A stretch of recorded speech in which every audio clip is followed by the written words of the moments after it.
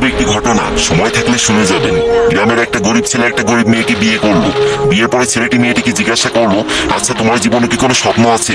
তখন মেয়েটি বলল, হ্যাঁ আমার জীবনে অনেক স্বপ্ন, আমি একদিন অনেক বড় ডক্টর হব, কিন্তু আমি যে গরিব।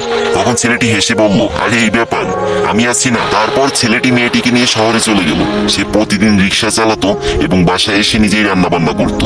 এদিকে মেয়েটি পড়াশোনা করতে লাগলো। এরকম করতে করতে মেয়েটি একসময় ডক্টর হয়ে গেল।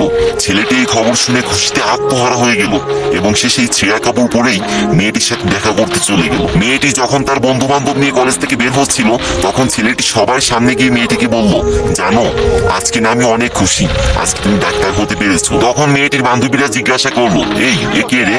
তখন মেয়েটি বলল, আরে আমি চিনি না, হয়তো কোনো ভিক্ষুক টিক্ষুক হবে। তখন ছেলেটি মন থেকে অনেক কষ্ট পেল। ছেলেটির চোখে পানি চলে আসলো এবং সে বলল, তুমি ঠিকই বলেছো, তুমি জানো আমি তোমার পরীক্ষার টাকা জোগাড় করতে গিয়ে ভিক্ষা পর্যন্ত করেছি। আজ তুমি আমাকে চিনতে পারতেছো না, আমি তোমার স্বামী। এই কথা বলার সাথে সাথে মেয়েটি ছেলেটিকে একটা থাপ্পড় মেরে দিল এবং বলল, তোর সাহস তো কম না, তুই তখন থেকে যা ইচ্ছা তাই বলে যাচ্ছিস, আর আমি একটা ডাক্তার, তোর মতো ফকির আমার স্বামী হতে যাবে কেন? এরপর মেয়েটির একটি চাকরি হলো, আস্তে আস্তে টাকা পয়সা বাড়ি গাড়ি সবকিছুই হলো, কিন্তু ছেলেটা গরিব রয়ে গেল। কি বুঝলেন?